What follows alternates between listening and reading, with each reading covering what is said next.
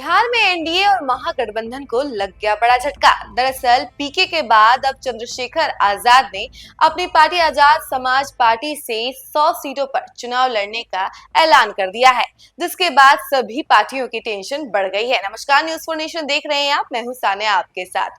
दरअसल आपको बता दें कि चंद्रशेखर आजाद यूपी से हैं और वो भीम आर्मी के प्रमुख भी हैं और उनकी पार्टी आजाद समाज पार्टी जो है अब बिहार के चुनाव में कदम रख चुकी है। विधानसभा चुनाव लड़ने की तैयारियां कर रही है। 100 सीटों पर चुनाव लड़ने का ऐलान भी कर दिया है। बुधवार को इन्होंने प्रेस वार्ता करके सारा इंफॉर्मेशन दिया है कि 100 सीटों पर अब पार्टी चुनाव लड़ेगी और साथ ही 60 विधानसभा सीटों पर उन्होंने प्रमुख को भी घोषित कर दिया है। और ऐसे ही अब एनडीए और महागठबंधन को भी बड़ा झटका लगने वाला है, क्योंकि उनकी टेंशन बढ़ने वाली है। उनकी वोट में सेंधमारी भी हो सकती है, क्योंकि पीके भी एक तरफ लगातार सियासी गतिविधियों में आगे बढ़ते हुए नजर आ रहे हैं, जनसभाएं कर रहे हैं, जिसकी वजह से एनडीए और महागठबंधन के सीटों पर एक बड़ा सा झटका लगना तय है। और अब आजाद समाज पार्टी ने भी एंट्री कर लिया है, जिसकी वजह से दलित वोट बैंक पर सेंधमारी जरूर हो सकती है।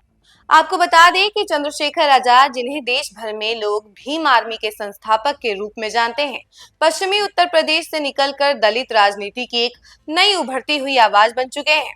उन्होंने भीम आर्मी के जरिए सामाजिक न्याय और दलितों के अधिकारों की लड़ाई लड़ी है। 2020 में उन्होंने आजाद समाज पार्टी कांशीराम का गठन किया, जिसका उद्देश्य रहा दलितों, पिछड़ों और वंचितों के लिए राजनीतिक विकल्प तैयार करना। उनका कड़ा रुख और आक्रामक शैली और जमीनी पकड़ ने उन्हें देश के उन चंद युवा नेताओं में शामिल कर दिया है, जो नारे से आगे बढ़कर सत्ता तक पहुंचने की योजना बना रहे हैं। पार्टी के वरिष्ठ नेता जौहर आजाद ने प्रेस को जानकारी देते हुए बताया कि 100 सीटों पर पार्टी चुनाव लड़ेगी। इनमें से 46 सीट पर सीधा मुकाबला महागठबंधन से होगा। इतना ही नहीं, पार्टी का दावा है कि इन सभी सीटों पर बूथ स्तर तक संगठनात्मक तैयारी पूरी हो चुकी है। आजाद समाज पार्टी ने इस बीच एक और बड़ा राजनीतिक कदम उठाते हुए 21 जुलाई को पटना में राष्ट्रीय अधिवेशन आयोजित करने की घोषणा की है। इस अधिवेशन में खुद चंद्रशेखर आजाद रावण मौजूद रहेंगे। माना जा रहा है कि इस अधिवेशन में ही बिहार चुनाव के लिए पार्टी की आखिरी रणनीति को अंतिम रूप दिया जाएगा। आजाद समाज पार्टी का मुख्य फोकस दलित समाज, विशेष रूप से रविदास समुदाय पर है। राजनीतिक विश्लेषकों का मानना है कि पार्टी बिहार में मायावती और भाकपा माले के कोर वोटरों में सेंधमारी की रणनीति पर काम कर रही है। एनडीए को चंद्रशेखर आजाद की पार्टी से कोई सीधा नुकसान नहीं होगा, क्योंकि रविदास समाज और पासवान समाज के वोटर अलग अलग ध्रुवों पर खड़े हैं। पासवान समाज का झुकाव परंपरागत रूप से एलजेपी और बीजेपी गठबंधन की ओर रहा है, जबकि रविदास समाज का एक बड़ा हिस्सा भाकपा माले और आरजेडी और बसपा के साथ रहा है।